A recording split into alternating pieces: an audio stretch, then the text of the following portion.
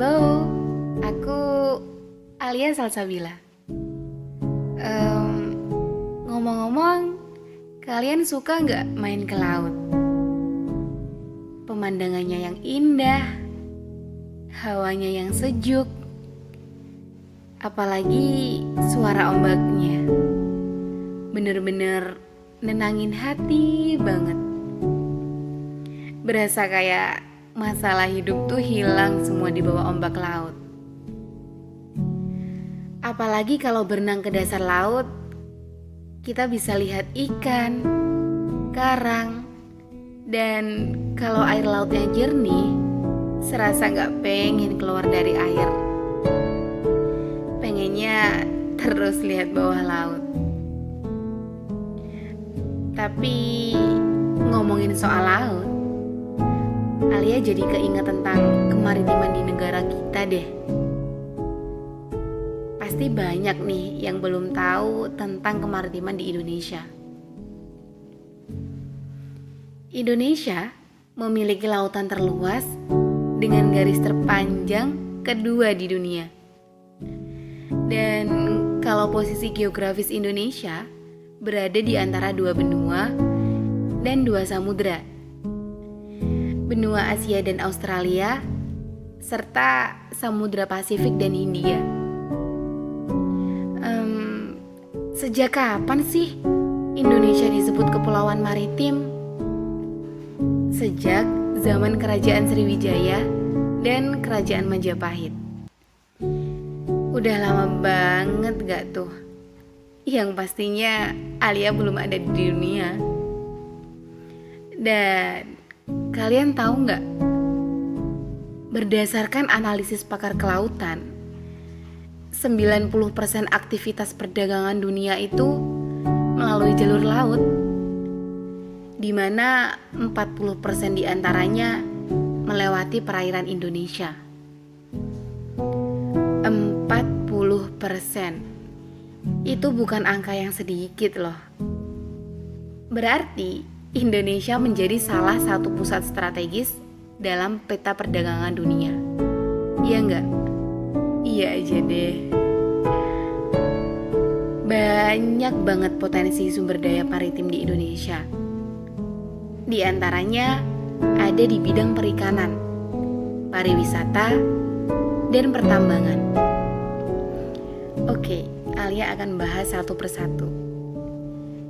Yang pertama ada di bidang perikanan. Luas lautan Indonesia kalau dilihat dari garis pantainya kurang lebih ada 81.000 km. Bayangin gak itu seluas apa? Dengan laut seluas itu, pasti di dalamnya banyak biota laut yang menjadi potensi lautan di Indonesia kan? Tinggal bagaimana kita mengelola ekosistem laut dengan baik. Kita bisa melestarikan biota laut itu dengan membudidayakannya dan tidak merusak karang yang merupakan tempat tinggal ikan-ikan. Iya, penghuni setia laut itu.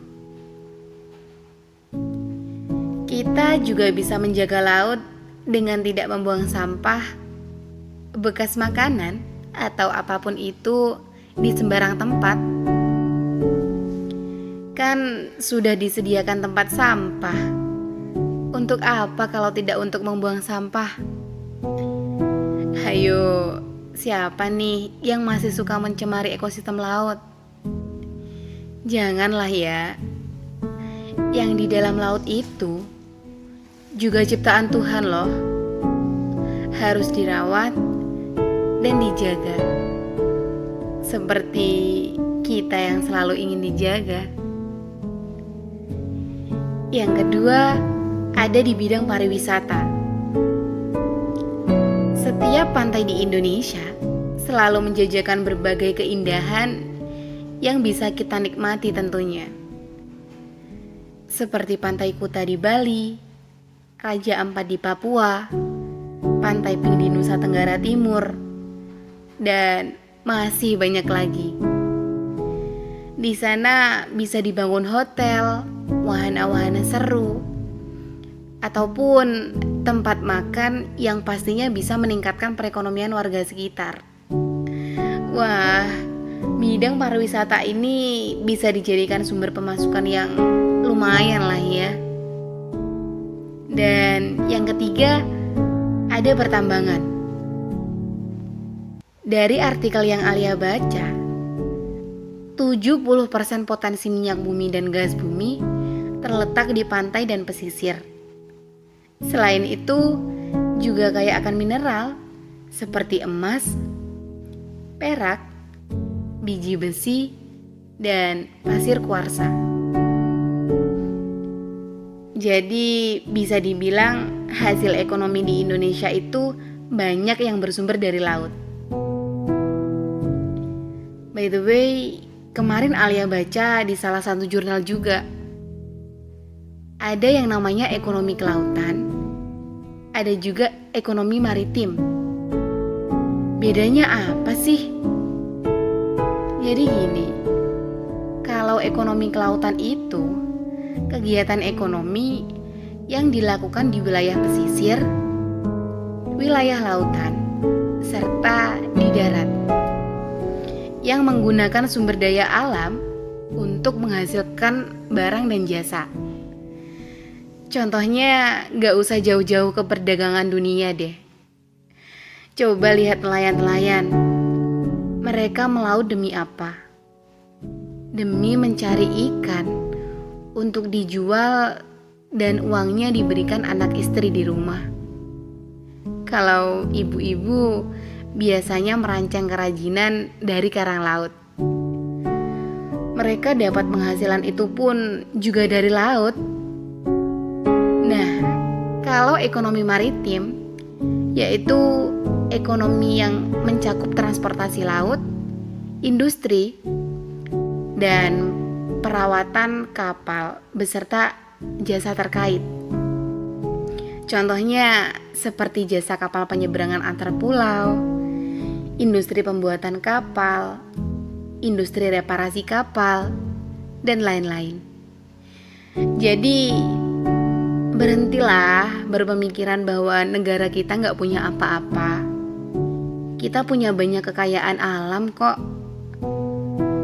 Hanya saja kita ngerasa tidak punya apa-apa karena sumber daya manusia tidak mau berusaha mencari, tidak mau berusaha berbuat, dan tidak mau berusaha berinovasi. Kita punya banyak potensi sumber penghasilan. Tinggal bagaimana kita merawat dan melestarikannya. Jadi, ayolah kita remaja calon penerus bangsa. Jaga potensi yang dimiliki negara kita. Potensi yang dimiliki negara kita kelak akan menjadi sumber penunjang ekonomi negara. Jangan sia-siakan sumber daya alam yang kita punya ya. Jaga mereka baik-baik.